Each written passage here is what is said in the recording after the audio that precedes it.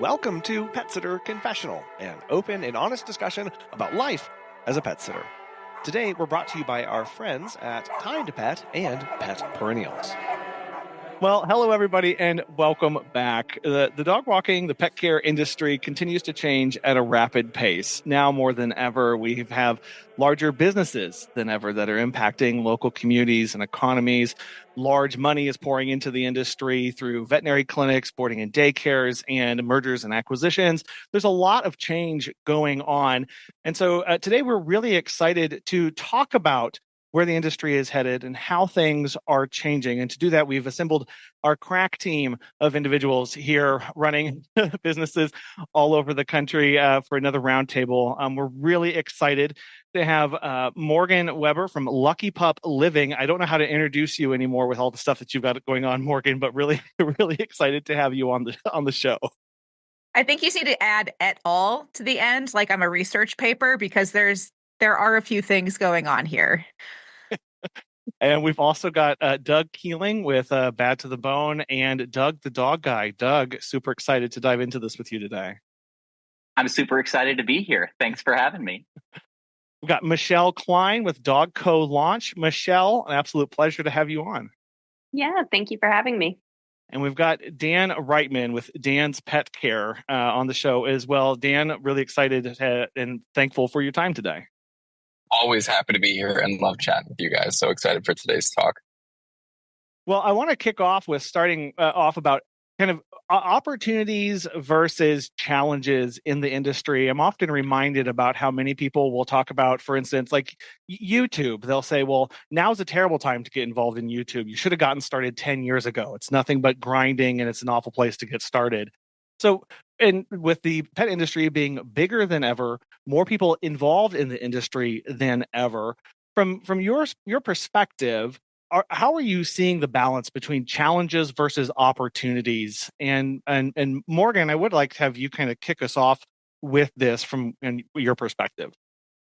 I think that anytime there is some form of economic uncertainty, there is always going to be more people who are coming out to be dog walkers and pet sitters, because it is a business that has fairly low overhead, fairly easy to get started. I know Doug and I actually both started during an economic downturn, a recession back in 2013.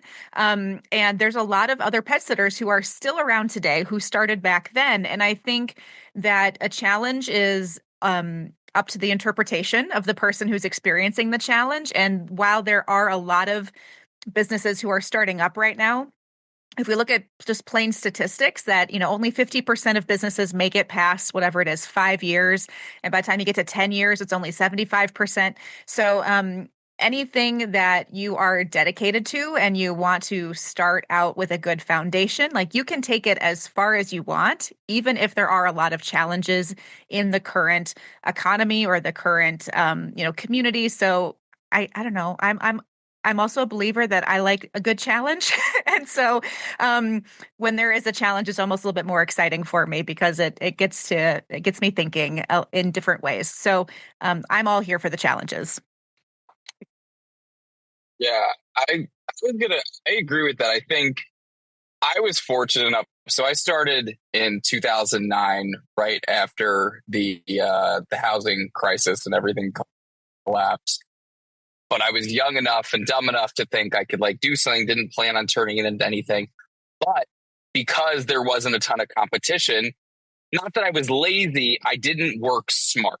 And I think now what it's going to do is the people that are going to be entering this industry, the pet space in general, you have to be somebody who is working intelligently, because you can't just slap up a website and be like, this is, Frank's Dog Walking, not having SOPs in place, not having well-trained employees, because the bar is beginning to raise. And this is one of the things that we're really pushing at our facility with what we're doing with cage-free boarding is, forever it's been, your dog goes and stays in a kennel and your dog goes and stays in a crate.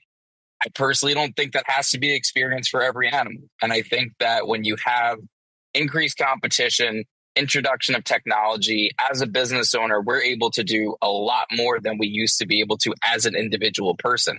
I'm able to use AI for copywriting, for email writing, for, setting up posts on social media, writing scripts for like you don't need as many people anymore, and the tools have become even more accessible.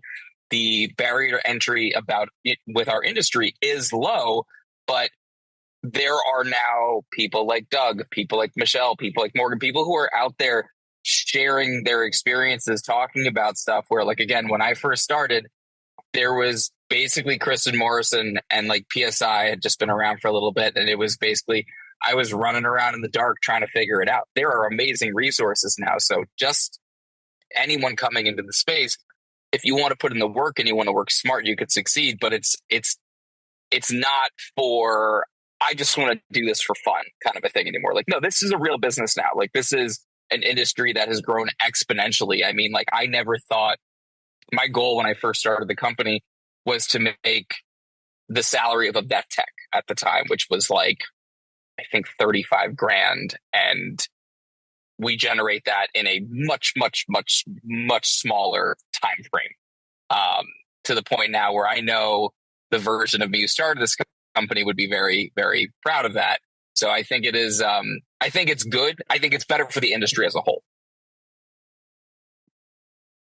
Yeah, I really agree. I think we are headed into a season of real opportunity in this industry. I think the bar is raising, though, to Dan's point, where I think for a long time, this industry was full of people who loved animals, who the business side came secondary. And I do think success in today's day and age is at least going to require a balance of business and animal priority. Not the animals will ever be deprioritized, but there just has to be an equal amount of focus on growing a sustainable, well-run, profitable business in this day and age. But I don't think that means there's a lack of opportunity. I think there's more opportunity than there's ever been. I agree. You know, the economic uncertainties that we're all kind of facing and looking at right now can be stressful, but I'm so much more excited by the opportunities.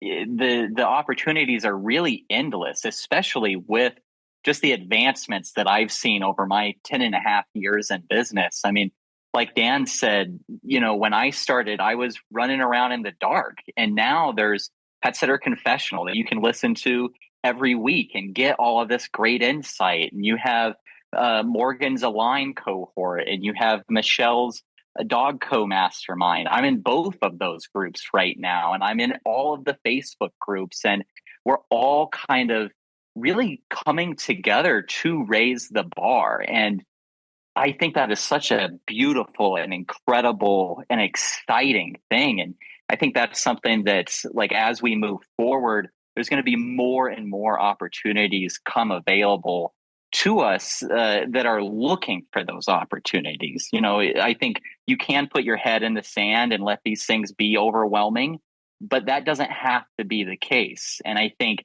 now with what we're seeing with what ChatGPT and some of these AI business tools are capable of, I mean, a lot of us could eliminate like an entire administrative role from our team with some of these AI tools and be able to provide a higher caliber service for possibly even a lower cost. It's very exciting. Yeah, you all touched on this just this aspect of the whole industry maturing, right? I think for a long time it's kind of been this little cottage industry, kind of there's a lot of this mom and pop aspect, which is wonderful. And it has this, as Michelle's point, like there was this deep passion, abiding passion to that. But as the whole industry has matured and professionalized, it's meant that this business acumen has to come alongside that. And that does mean that now there's a lot more advanced or more high level discussions than there's ever been before. I think that even the aspect of 30 years ago, it's like, oh, I'll use a robot to replace an admin assistant. And people have been like, you have an admin assistant? What? Right. And I think that that's a really healthy aspect of the fact that the industry continues to be able to sustain this higher and higher level of both business and professionalism. I think to touch on that too, and this is one of the things I'm seeing with the boarding and daycare side of things is for years, I've watched the big guys, Dogtopia, Camp Bawa, and all these places grow. And I've gotten to, I get to learn from the things that are working for them and learn from the things that I personally don't believe are working for them. And one of the big things for me is something that, working in the industry, you get to kind of hear the stories. You get to know like what's actually going on behind closed doors. And as these stories come out more and more, this is not like naming any one particular brand in particular, but there's a lot of stuff that happens in these places that dog owners aren't aware of. And to me, it's appalling. Like, I didn't realize until I opened our facility that almost none of these places have staff overnight. I went and I called everybody within a 40-mile radius of us just like to see. And there was one company that had one person overnight, and they have the capacity for 200 dogs. And to me, that's criminal, because if God forbid there's a fire, or like I've experienced it, I'm lucky enough where I live, 90 seconds from our facility. So if there's a medical emergency, I'm able to go there, assess the situation. We have an on-call vet we work with and all that kind of stuff.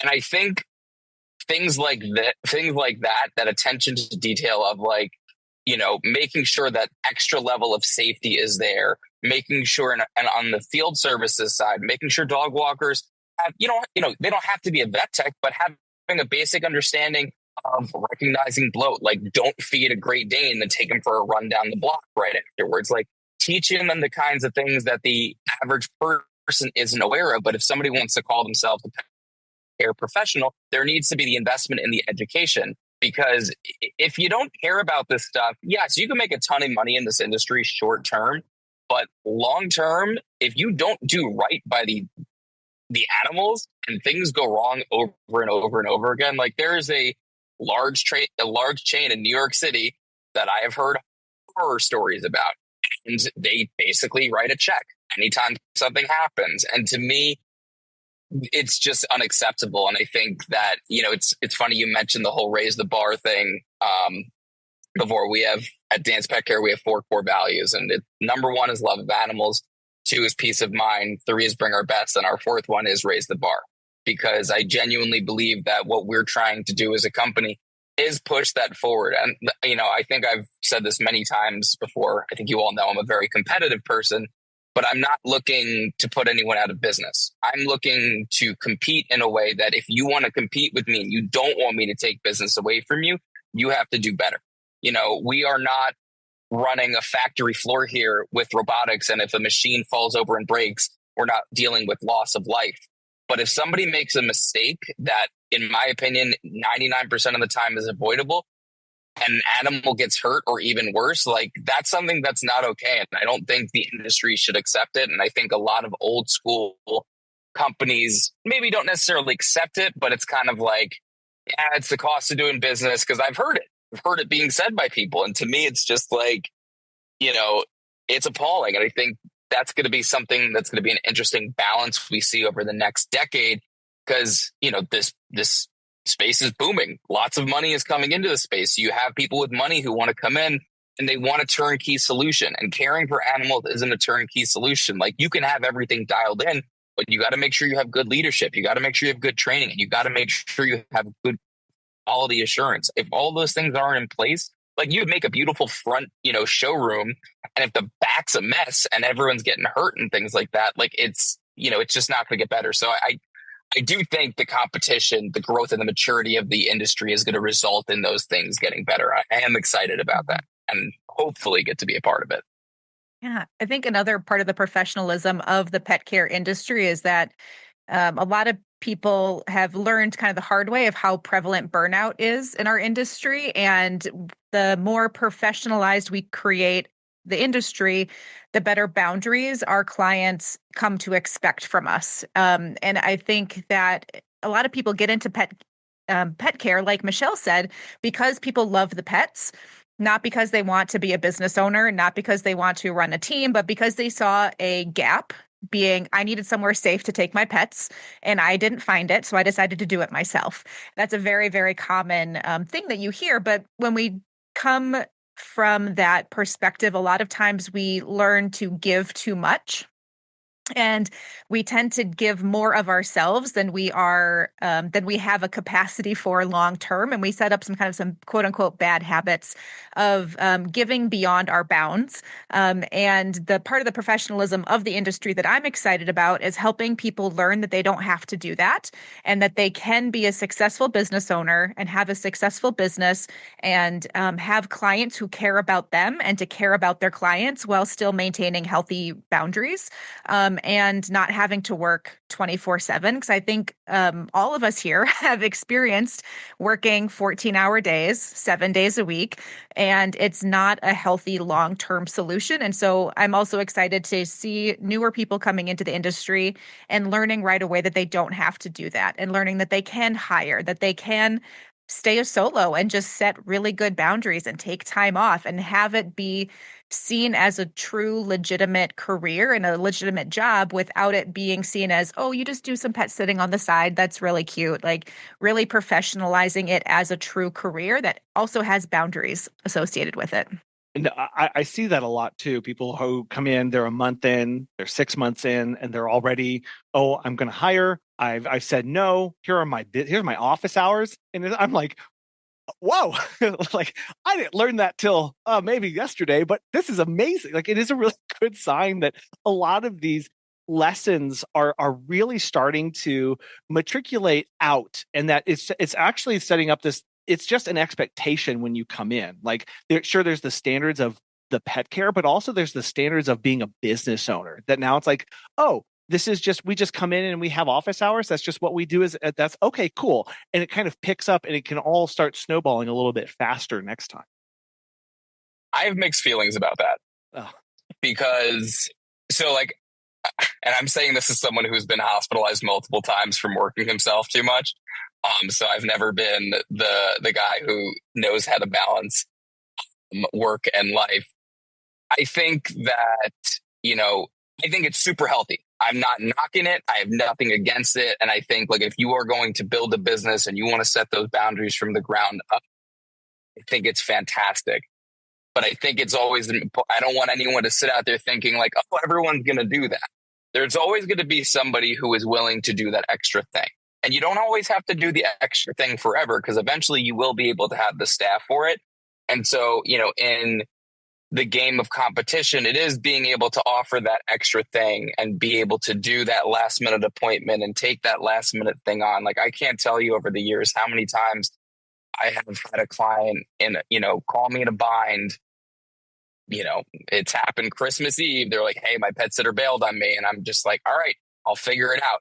Made it work. And then they've been with me for 20 years or, 15 years, spent $25,000, $30,000 with me. It's the clients that you do those things for that really remember you. Now, again, I'm not advising you to work to the point where you are ending up in the hospital because you think you're having a heart attack, which I've happened twice in the last 7 years.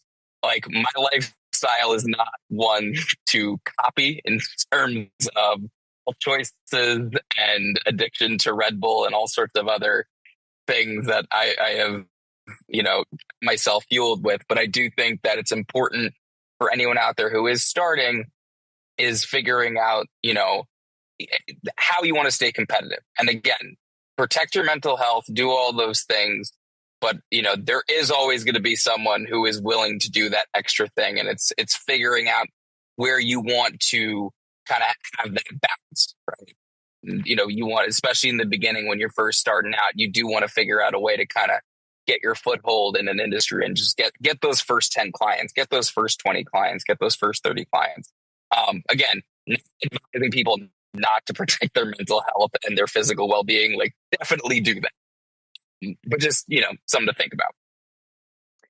One area I'm seeing something kind of similar is I know we're probably going to segue at some point to technology and automation. So sorry if I'm just shooting us that way too quickly, but I see that also in a trend in our industry that I think is both really healthy and also one that we need to be a little bit cautious of, which is this trend in our industry to go really automated in some ways, where we're seeing more and more businesses doing that. And it's like there is such a value in these systems and in these time saving strategies and just opportunities.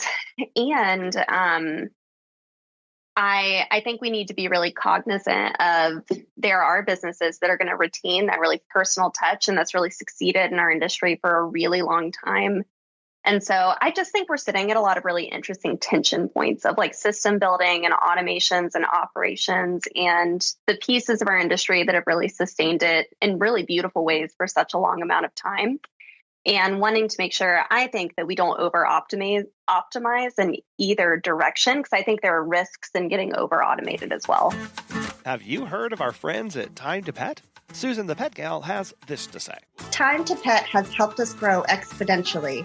We believe the platform's features make us by far more professional than other companies who use conventional dashboards. They are the software gurus constantly developing and improving the platform based on user feedback. This decision was a good one. If you're looking for new pet sitting software, give Time to Pet a try. Listeners of our show will save 50% off your first 3 months by visiting timetopet.com/confessional. That actually brings up a really good point, and we'll just go ahead and dive right into that, Michelle, because I know as the industry it is kind of bifurcating along this line of this kind of hyper automated, commoditized service of things are easy to book. There's a lot of different platforms out there. Some people run their businesses as it's a click of a button and I just show up, no questions asked, typically at a slightly cheaper rate because it's, just we're doing high volume versus the more premium, high touch end of the service for those specialized things. How are you all approaching that, or what's your thought behind how that's going to impact the industry as we see those two things kind of competing with one another? I'm a big believer that you can automate systems, but you should never automate relationships. And I think that the personal touch, like Dan was saying, the personal touch, I think, needs to be there, in my personal opinion, for a lot of pet care businesses, especially like pet sitting businesses.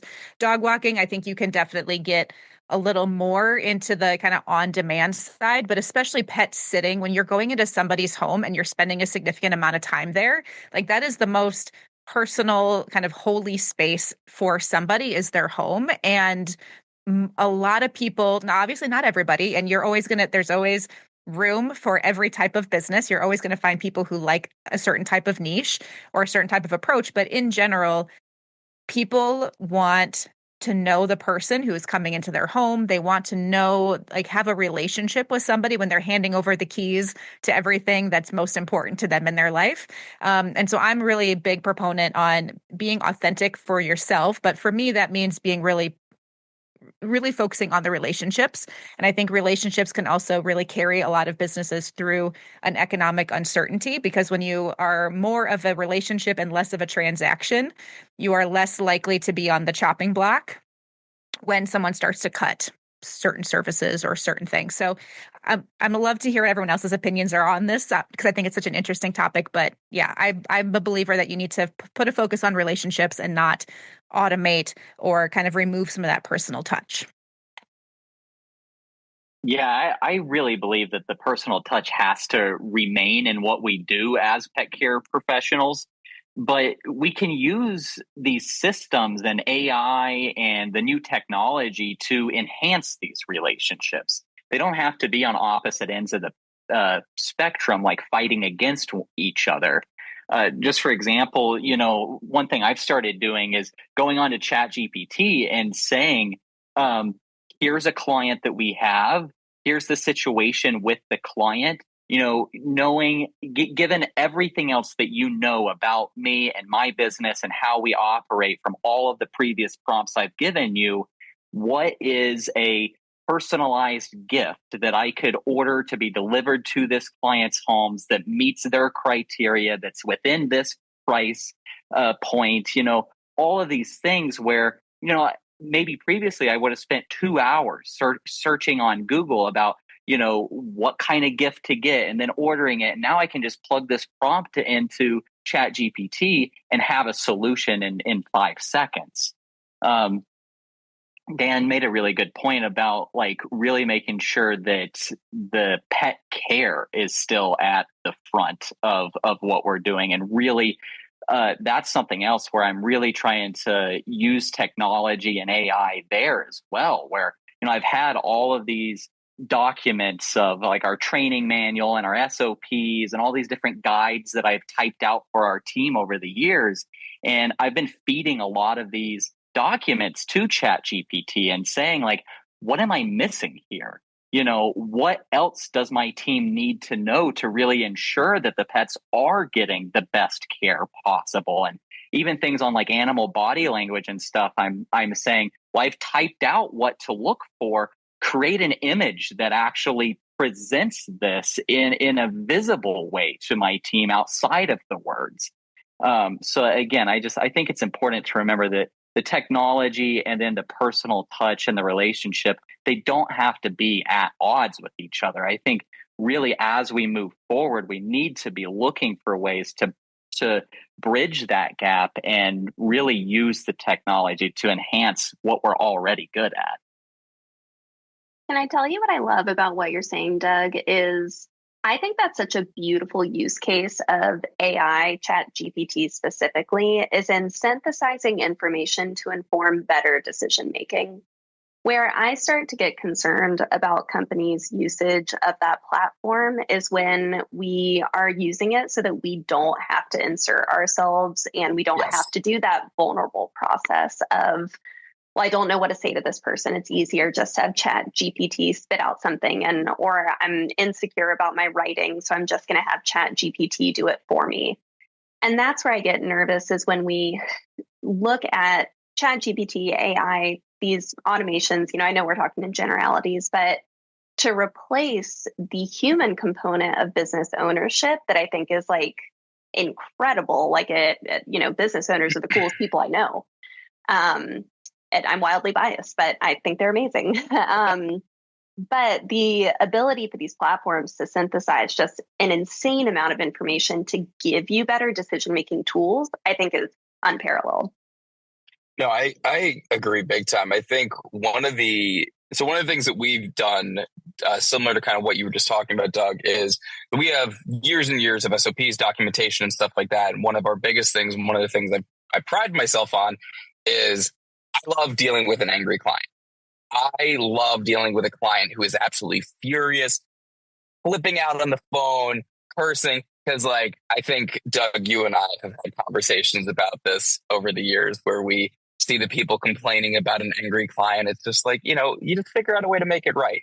So I've spent a lot of time over the past couple of years documenting my process on, because I believe you can take the angriest client in the world and make them love you forever. And I always take that as a challenge. And it is not an easy thing to train every single employee who's going to do that. So you're going to have employees who are not confrontational. I don't mean like, clients yelling, so I'm yelling back, but knowing how to engage them in a way that will de-escalate the situation. So giving them a GPT that we've created with all of my training in there so they can say exactly what you're talking about. So instead of it having to be like, oh, okay, Dan has to deal with client X because client X has said, F off to 9 of our managers today, and we have to deal with this.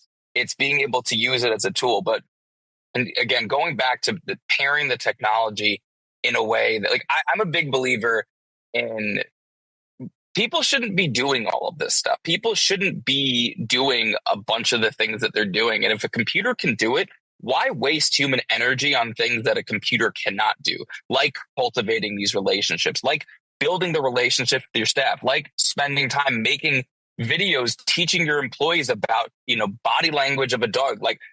I have so many employees who love dogs, never have touched a cat before. And we take care of cats and teaching them about, cat body language and things like that. I think these technologies should be able to be used exactly for them. That's what I'm most excited about with the platform we're going to be building is it's going to automate the majority of our day-to-day operations with scheduling, with payroll, with running metrics, with baseline communication of a client saying, hey, just want to confirm that I have an appointment. When the client could always go and look in currently looking time to, sometimes they want to, being able to have the simple stuff answered in a way that doesn't require a person. But anything that escalates beyond that, having it so my management team is free to have that conversation, having it so the technology enables us to be able to go deeper into those relationships and build on that, rather than having to answer 96 texts about like, hey, I just want to make sure I have this, this, and this going on this week. Or, verifying certain things about feedings or the scheduling, or like, I don't know about you guys, but with us and scheduling, if we have 4 employees call out in a day, it's a bit of a pain in the butt figuring out the logistics of rearranging the schedule, because we're big on, we don't send, if you haven't been trained at a client's house and it's not what we call one of our senior pet care specialists, we're not sending a stranger into your home. That's just not how we operate. So it's logistically very complex. Being able to automate that so we could focus on things like biz dev, so we could focus on building relationships with local apartment buildings, going and popping into the local animal hospital with a box of cookies, little things like that where, right now computers can't do it. Now, 15 years from now, it's going to be a very different story. And I'm very excited to get to that part of the conversation. But currently, I think the two things marry very, very well. I think one of the biggest challenge points or like tripping up points that people get into when they're using technology of any kind is that it's not congruent with the way that they want to, that they would run their business in person. So they're using like ChatGPT to come up with a social media post, or they're, give me an answer to this question. And there's another question behind that is, well, what are your values? I'm a big into values and culture. And so it's very much like, well, what is the values of your business? What is the culture that you want to create within your business? And how do you make sure that everything you do ties back to that so your business doesn't feel disjointed, so people know what they're getting into? People know, if I'm your client, I know exactly what to expect because it is with keeping within the same feel of everything else. And so being careful not just to use an AI tool to spit something out without going back and editing it for yourself. Like, I love using AI as a way to like brainstorm ideas, but then I take that and I put it into my own voice and I put it into my own, company feeling. And so that way it's not just this thing that is getting spit out and I'm just regurgitating, and it sounds very much like AI, but it is really in keeping with the feel that my business is and what my team and what my employee and my clients expect when they work with our business. So making sure that you're not just doing what the computer tells you to do and you're actually putting more thought into it. And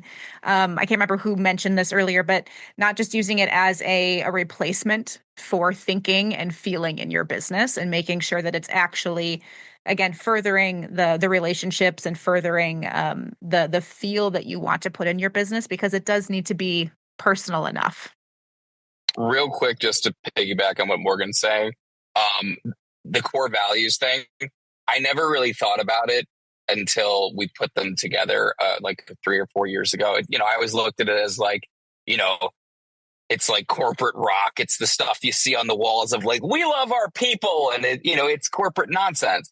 But like, it's, since we did put this together, it's a part of everything we do. And I do think that if you are, planning on building a company, you don't have to figure it out day one. But if you want, like, our core values are right on our website, go to danspetcare.com. But getting that dialed in is so important, because you could center everything in your business around that. Because if you don't have that center, sometimes it is tough, because we use it all the time when we have to, I don't like the word reprimand employees, but we have to kind of like redirect staff to why we do things, but always bring it back to the core values. So just anyone out there who kind of thinks it's like corporate nonsense, it's a worthwhile endeavor, and ChatGPT can help you do it, but don't let ChatGPT do it fully for you. Yeah, I could have a whole conversation about how to answer. Actually, I did a whole presentation at the Florida Pet Sitters Conference this last year about how to really answer any question you could possibly have about or in your business, how you can answer it with your culture and your values. And I can't tell you how many times that my husband and I have been talking about a business thing, and we kind of have a moment and we go, well, but what do our core values say?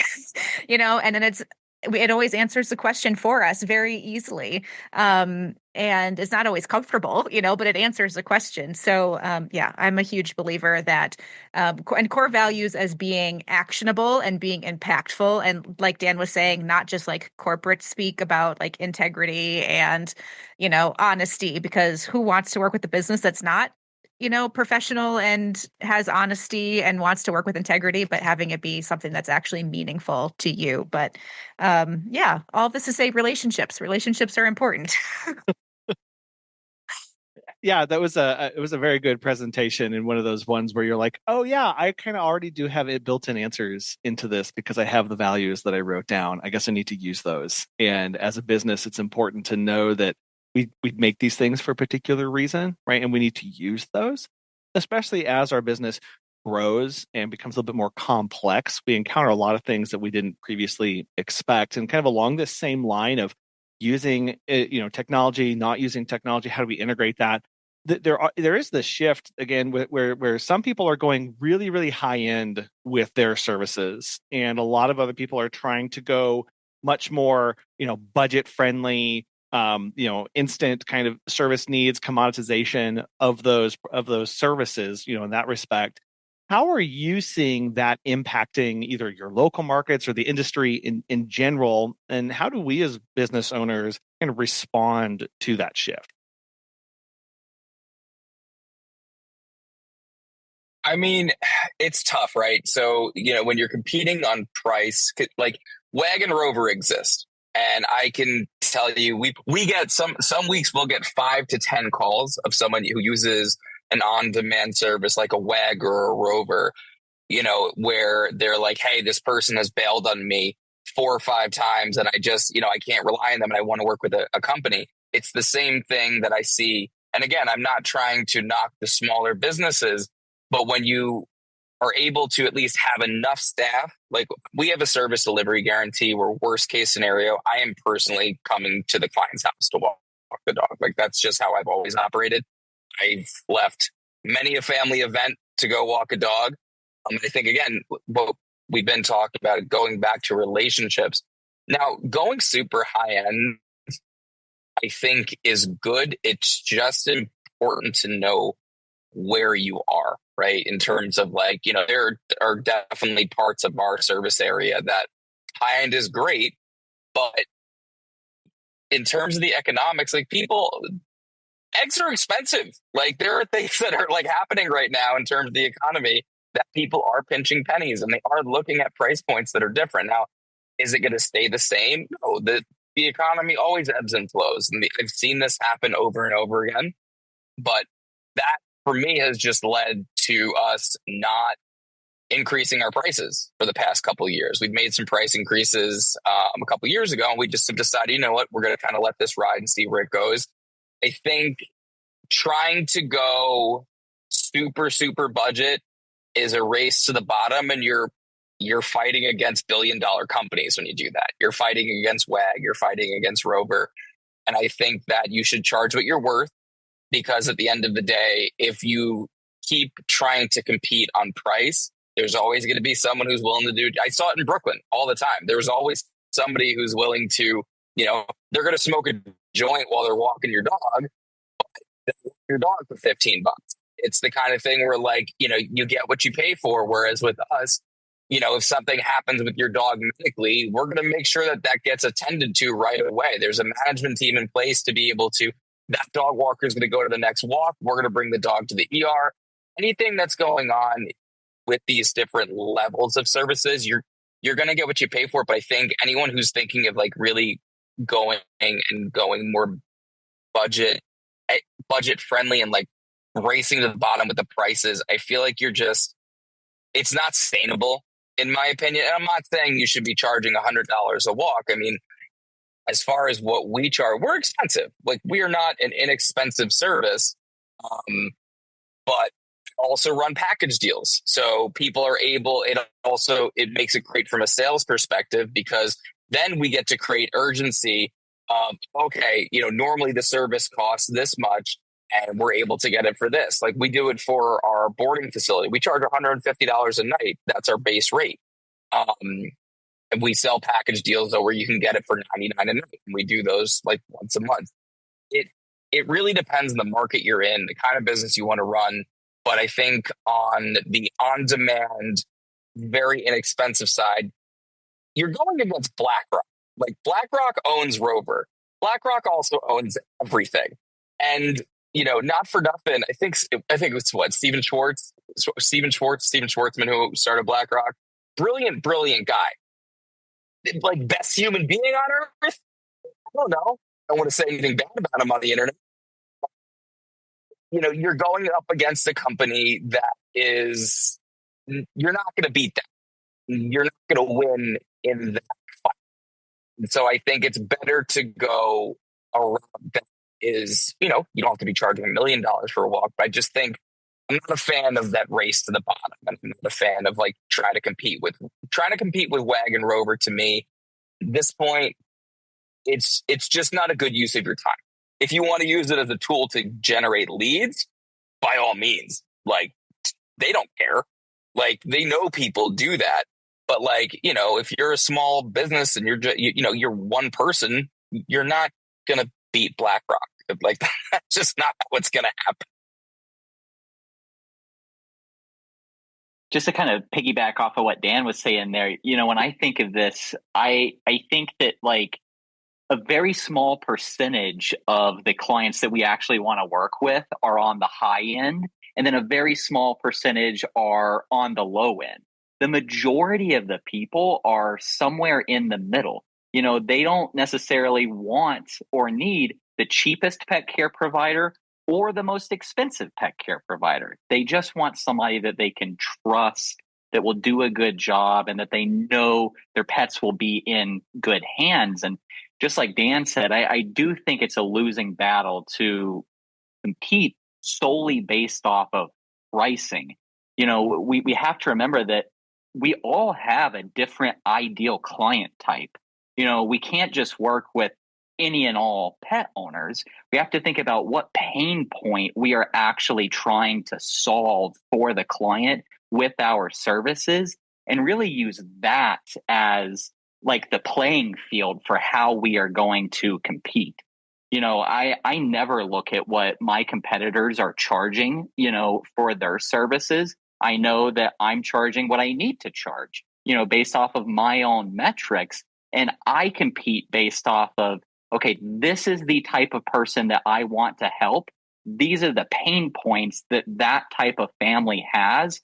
What can I do and what can I provide as a business that will really speak to those pain points and be the best fit for that family, excluding the price. Real quick, just to correct myself so I don't sound stupid. It's Blackstone that owns Rover, not BlackRock. I didn't want to embarrass myself. So before anyone wants to make fun of me in the comments because I'm a sensitive boy, it's Blackstone, not BlackRock. And it is Steve Schwartzman. Oh, we got that. Continue. Right. Yeah.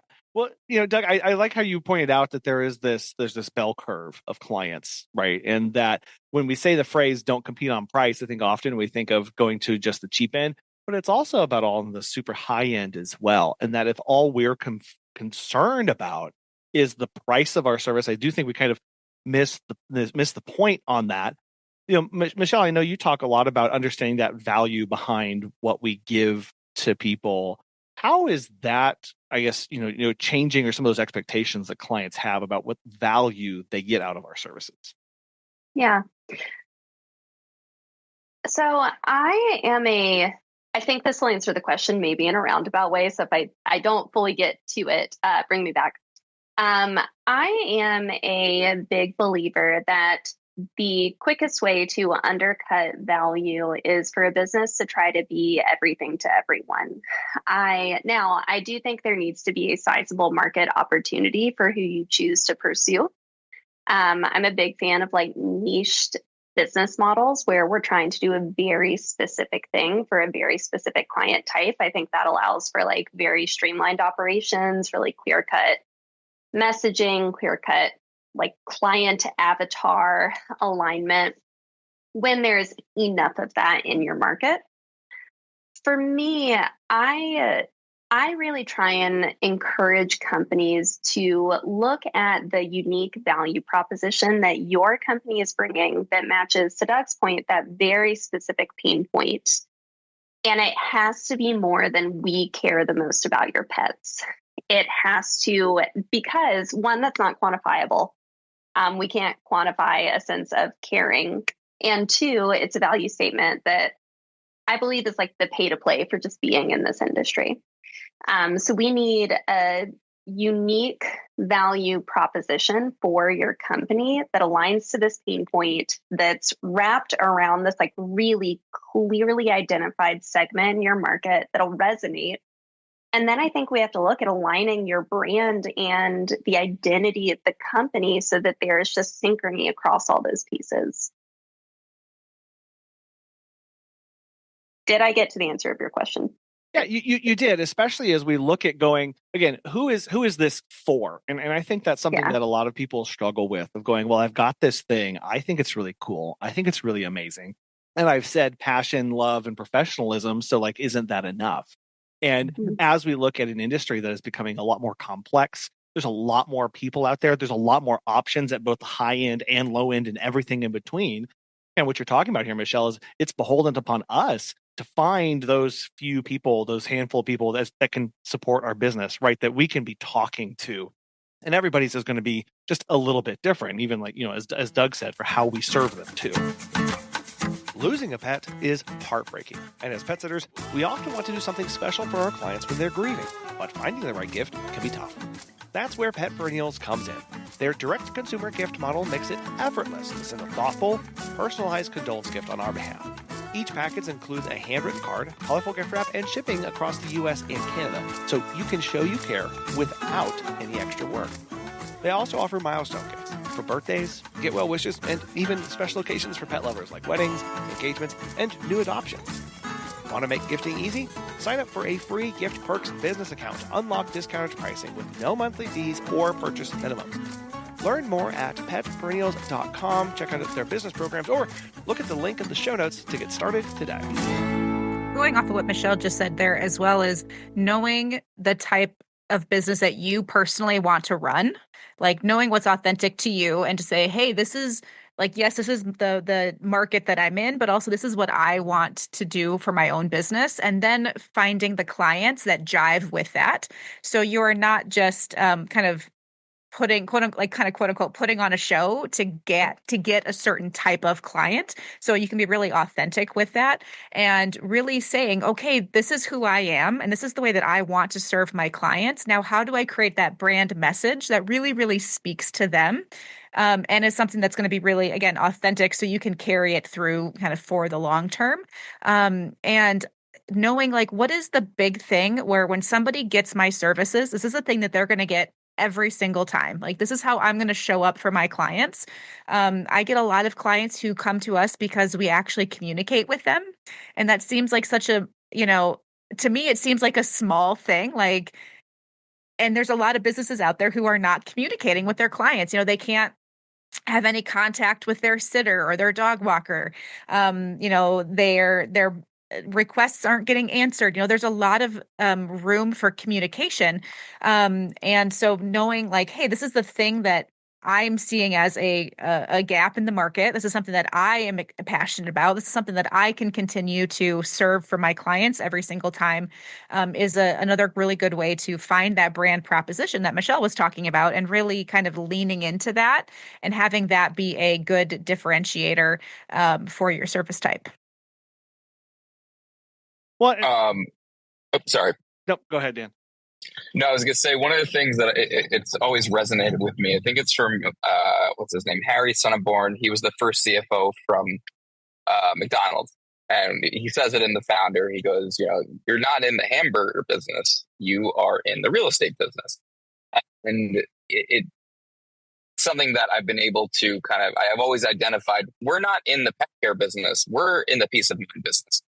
That's something that peace of mind is one of our core values, and it's something that.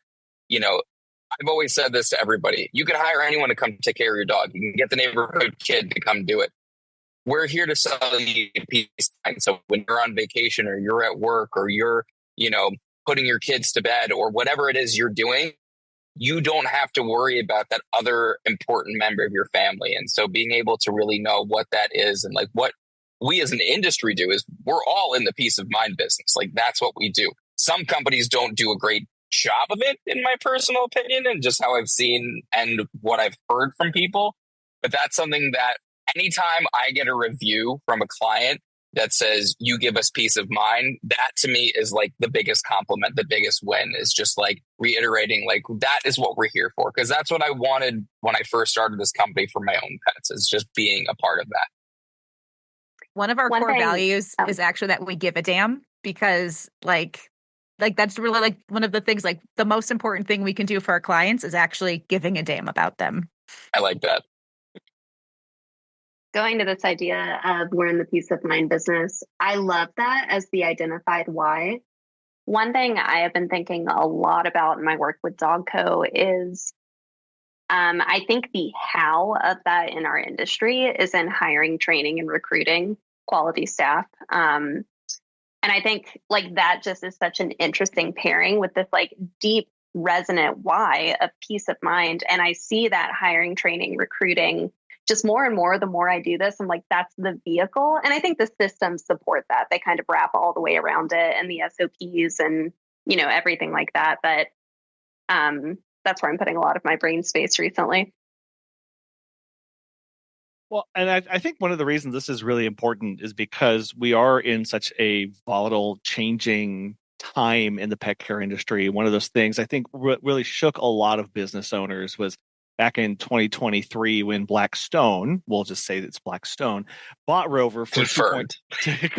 Right? When $2.3 billion went to an ostensibly pet care business, I think that shook a lot of people awake to go, oh, there's a lot going on here. There's a lot of interest in the industry. And since then, we see even more mergers and acquisitions. We see it happening in private equity going into veterinary spaces and boarding places and grooming places and all sorts of places.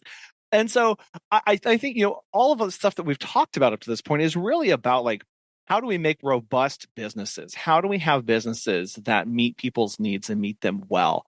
Also, while knowing that there's a lot of this other stuff going on that's kind of outside of what we're doing.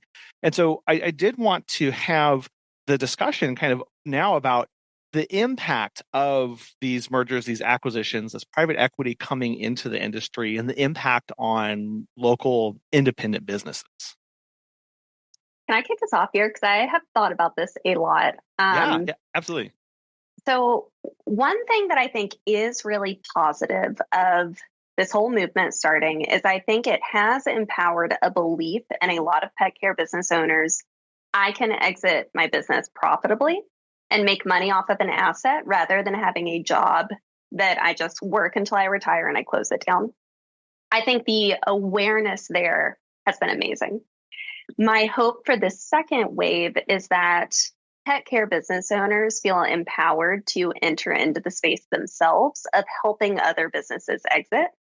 And that is something that, very transparently, I hope Dogco becomes a place for, is to help business owners exit and to help connect them with other local businesses that want to acquire and where it makes sense for them to acquire because of mutual alignment and value and systems and processes. So I'm not necessarily validating like the private equity space coming into the pet care industry necessarily, but I am really excited for this like elevated mindset that I think is coming.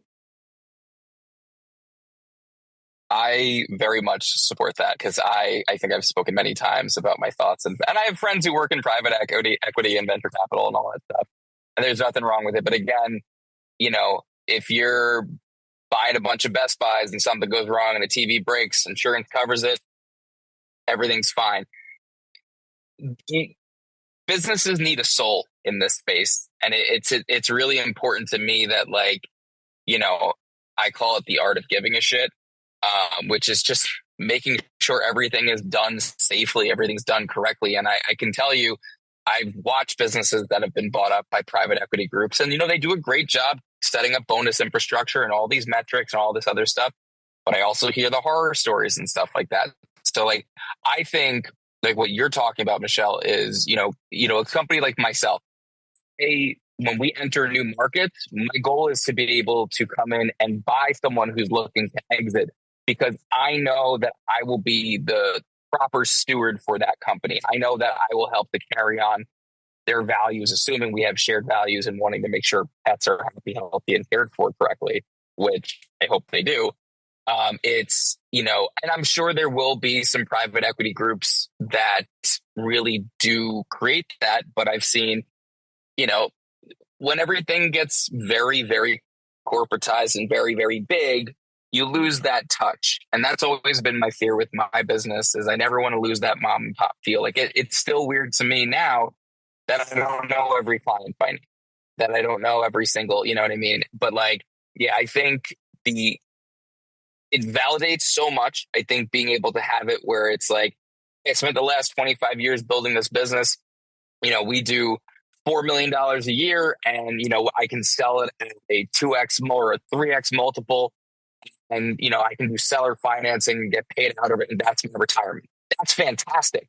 I think that's amazing. Like, because I remember when I first started, my parents were supportive, but I was, I'm a Long Island Jew. I come from a family on my dad's side, it's doctors and lawyers. Like, I was going to go to med school. And when I dropped out of college and it was like, I'm going to become a dog walker, that was the eventual thing. People laughed. There was definitely people who laughed at it in the beginning, and it's now turned into a sizable business. And I think, Blackstone coming in, SoftBank putting $300 million into WAG, regardless of your feelings on those companies. And then the private equity, like I get an email once a week, people offering us money for the daycare facility. Like, there's money to be made in this industry. And I think there's good money to be made in this industry, but there has to be that soul behind it. There has to be that focus on, you're dealing with living things. You can't ever forget that. This is a thing that cannot advocate for itself. And I don't ever want to see the industry lose the focus on that, because when it becomes that, then let the robots take over, then it doesn't matter anymore. But I definitely think that, keep private equity back for a little while. I definitely agree with what Michelle and Dan both said on this topic. And I think this is something that's so interesting. It has provided almost a certain sense of validity to what we do as pet sitters and dog walkers. And I mean, Dan, I had the same experience where I was like getting ready to graduate college, and my parents were like, "What are you going to do? What kind of job are you going to get?" I'm like, "Well, I'm going to keep being a dog walker." And I mean, everybody laughed at me. They were like, "What? You got a college degree and you're going to keep picking up dog poop for a career?" I'm like, "Heck yeah, I am. I can't wait to," And something that I think that's really cool as we see more bigger companies and more money flow into this is that they have the funds and the wherewithal to test things that we may not have the ability to test as small businesses. So that's something that I'm really kind of taking a seat back and watching what these other businesses do and see what works, see what doesn't work, and then see how I can bring those lessons into my own business. That way, like Dan said, the soul has to remain. Obviously, the soul isn't there with the big equity funds and all that, but they can go and kind of lead the path, and then we can pick up the reins from there. And I think that's really exciting.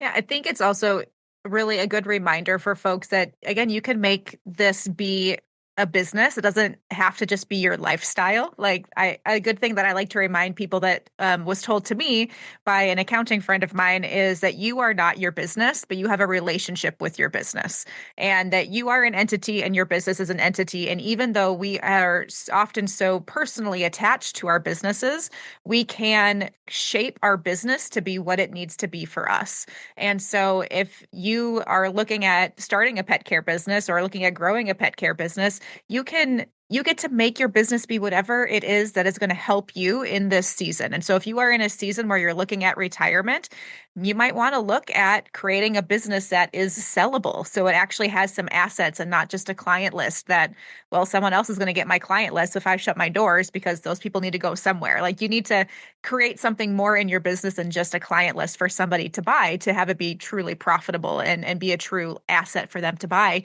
And if you're in a season of life where you need to have more flexibility and you need to maybe grow your business and have more employees, so you have more time to do something else, like that's another great way to, create your business to be whatever it is that you need it to be in this moment. And I think that's one of the beauties of being a business owner is that you get to create your own destiny in a way. And obviously there's always has to be somebody on the other end to buy what we're selling. But in a way, you get to really shape your own future and really create a business that's going to work for you and whatever that goal is of the moment. So if you want to scale, there's opportunities to scale. If you want to stay small, there's opportunities to stay small, and you can find that right niche to meet whatever it is that you need to have in life at this moment, which I think is one of the coolest things about being a business owner. Obviously, you all are very optimistic about the future of pet care. And so kind of in our closing few moments here, I did want to get, despite these challenges, despite these things that we are facing, what has you most excited about either the industry or things that you're working on, opportunities that you see ahead of us? Doug, why don't you kick us off? Wow, it's a hard question because I'm honestly just excited about so much right now. I mean, it's just a really cool time to be a business owner and just for the pet industry in general. And I think honestly, what I am most excited about personally is just the fact that I've been in business for 10 and a half years now, and I'm able to trust my gut more than ever, which allows me to, I don't know, take bigger risks, make decisions quicker, make better decisions. And just knowing that I have that experience to rely on as I move forward and test other things. And as the industry changes around me, like that has me very excited. I know that's not helpful to anybody listening, but it truly does, truly does make me happy though. Well, it's a good point of like, you kind of reach that point where you go like, okay, I'm not brand new, but I haven't been in here forever, but I do have some experience now where I can start using some of these lessons that I've learned. Like, oh, that's why I went through that. Like, and I think it's really important as a business owner to be kind of open-minded to that of like, you don't go through anything that doesn't have a purpose. It can always be reused later in a lesson later in life as you kind of get those wheels spinning faster each time. So no, I think that's fantastic. You said that much more eloquently than I ever could have. You both did a great job. Thanks, Dan. The teacher coming out over there, he's hearing, he is processing, he's delivering back out again. Morgan, what kind of opportunities are you most excited about, or kind of, for the industry or just you personally? I think I kind of talked about burnout earlier at the beginning of this, and one of the things I'm most excited about is helping business owners not be in a state of burnout and understanding that success as a business owner is not tied to your level of burnout and to your level of sacrifice. And I think that a lot of people, again, get into pet sitting because they love the pets and they love the service side. And so they are very willing to give of themselves in ways that are unsustainable. And I am really excited to help people just really understand that burnout does not have to be a metric for success, and that you don't have to give all of yourself. Like it is different. There is a difference between serving and sacrificing, and we don't have to sacrifice our own good quality of life in order to help our clients have a really good quality of life. And so often when we're thinking about pets is we're really focusing on, giving pets a great life full of enrichment and joys and, fun times, and we don't give that to ourselves because we're so busy giving it to everybody else. And so helping business owners create a business for themselves that is authentic to who they are. It serves their best skills. They have some margin to hire out the things that don't work for them, and being really authentic for themselves and letting them have their own really good life. Because I think we've all been in places where we haven't been able to have our own good life, and we have sacrificed family time and vacations and time with our own dogs and our own families to give to other people. And we don't have to do that. And I think the more that we recognize that as an industry, the better off we're all going to be, because we can't continue doing this forever and ever as successful business owners if we're so burnt out that we burn it all down and close the doors.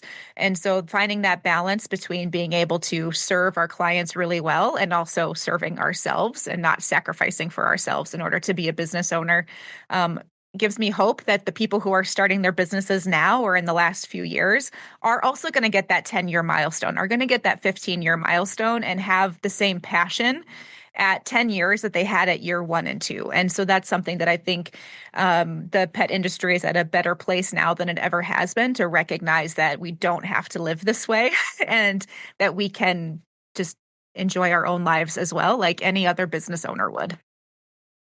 Yeah, we can reach those milestones without being quite so tired. I think that's really important. Yeah. Naps are good, like getting some time off. It's a good thing. Like we should, and I maybe come at this from a little bit of a different perspective, because 5 years ago, almost, I guess 4.5 years ago now, my husband, he had a cancer diagnosis, and thankfully everything was fine and it was very treatable.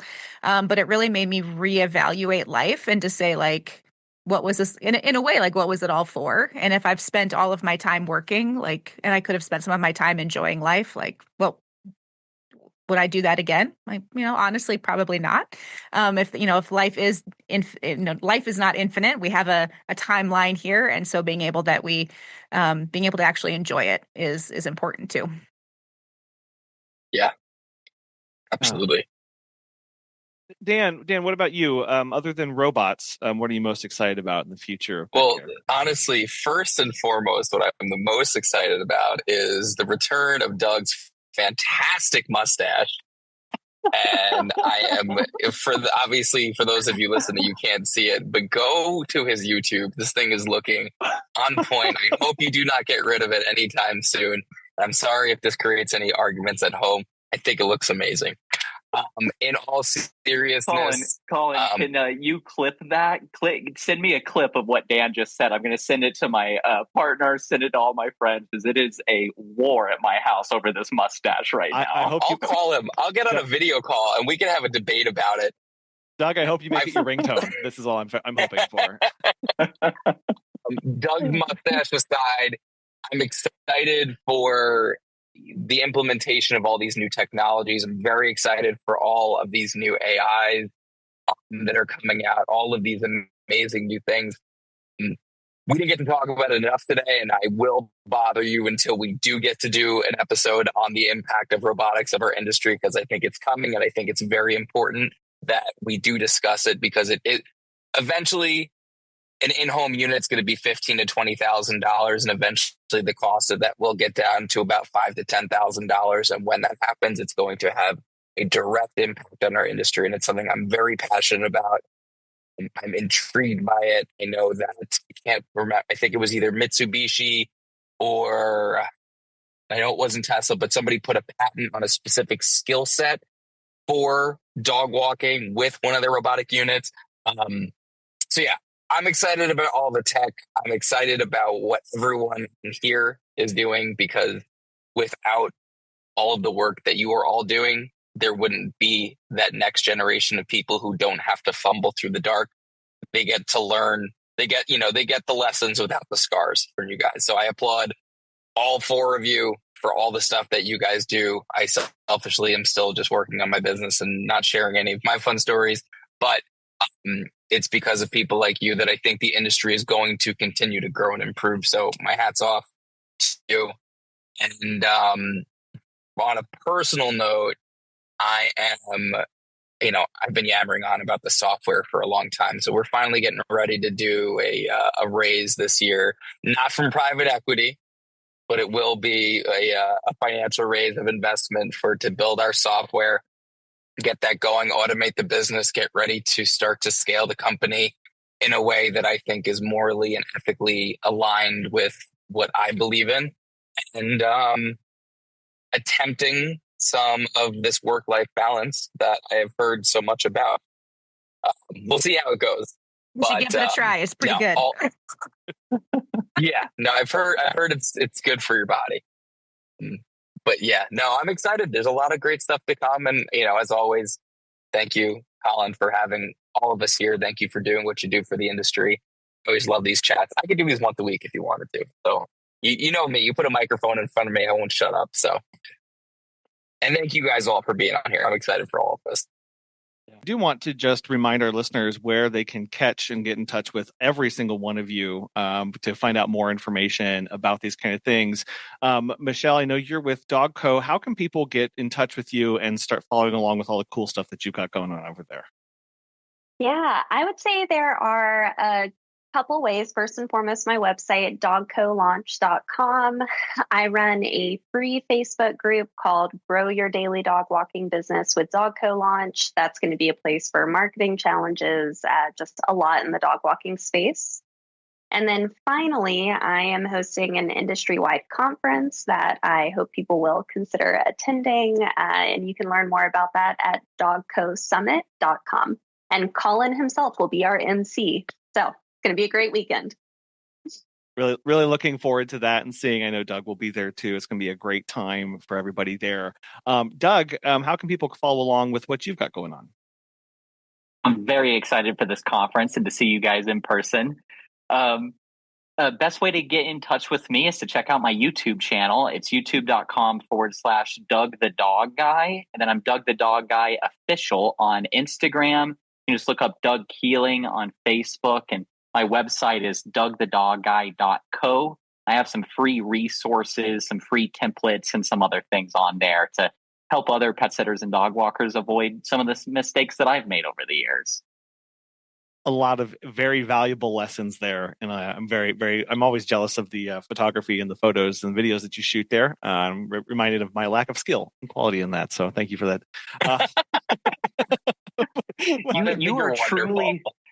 You are truly forging the path for all of us, Collin. I would have never started my YouTube channel if it wasn't you for you in this podcast. Well, thank you very much, Doug. I do appreciate that. I do appreciate your videos. They're always a lot of fun, and I love seeing them. Dan, where can people get in touch with you and see what you've got going on? Yeah, for sure. So if you're interested in anything that my company is doing, we're pretty much, I think we're Dan's Pet Care across the board. So Instagram, TikTok, Facebook, YouTube. I think our YouTube is actually, for some reason, Dan's Pet Care Official. I don't know why we have Dan. I know we have Dan's Pet Care. Doesn't matter. But if you look up Dan's Pet Care on YouTube, we are on a weird media hiatus right now. We're working on a bunch of things. So there hasn't been a ton of new stuff out.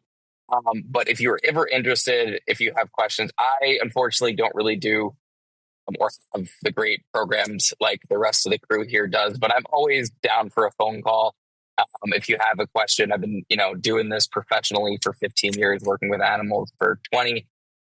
Instagram's probably the best way. It's just my full name, Daniel Reitman. And again, my company stuff is all Dan's Pet Care, DANSPETCARE, and then my full name, Daniel, like you spell it, and then Reitman, REITMAN. Opinions abound and are galore there, and so you're always bound to learn something every time you contact you, Dan. It's always great. Morgan et al., how can we get in touch with what you've got going on? Oh gosh, I'd say the thing that I use the most to talk about business is I have a podcast that's currently on hiatus because life has started lifing. But you can find me at Lucky Pup Pod. So it's called the Lucky Pup Podcast because my pet sitting business is called Lucky Pup Adventures. So you can find me at Lucky Pup Pod, which is where I talk most about business things. And I've got a cohort that's going to start coming up here again this spring. So there'll be lots more coming out. But we bought a pet store. I've got memorial candles. I've got pet sitting and dog walking. There's a lot going on here, but I love chatting about business. So yeah, come find And there's like a whole season of episodes you can listen to. And then maybe by the time you get through those episodes, maybe I'll make some more. I'm not as prolific of a podcaster as you are, Collin, but with it when I do get to do them. No, it's a good podcast, and I always enjoyed listening to those episodes. You said you bought a pet store like you woke up in a fugue state, and you were like, "What have I done?" So I think I'm very excited to see what happens and goes on with that. I really appreciate these conversations and all of your time. I was reviewing, I was going over what do you all do, and I was like, "Oh, I think I picked the 4 busiest people in the world to try and ask for an hour and a half of their time." And so it does mean a lot, and I'm very encouraged. Your all of your excitement is it's palatable, and it makes me excited to see the industry and what's possible of looking back at what we're getting to build on. And as we can educate and as we can raise that bar in both the care and in the business side of things, I think really when you look at the possibilities for every individual, not just the industry, it is just ever expansive. And so there's a lot going on, and there's a lot of work to do, but that should be excited as we take on those challenges. Like you said, Morgan, we should get excited about those challenges and not let that be daunting to us. So this has been an immense pleasure. Thank you all so much for coming on the show today and sharing. I can't thank you enough. So thank you very much. Thanks for having us, Collin. Thank you, Collin. Thank you, Collin. Thank you. Happy to be here. I truly believe that we are really in a pivotal moment for the industry. The shape of the next 30 years is going to be determined by what happens in the next 1 to 5. We can be a part of that, contribute to that by speaking up, coming together, and talking about the industry and shaping it so that it is productive, inclusive, and a place where we all want to be and running a business serving our clients with excellence. We want to thank today's sponsors, Time to Pet, and our friends at Pet Perennials for making this show possible. And we really want to thank you for listening. We hope you have a wonderful rest of your week, and we'll be back again soon.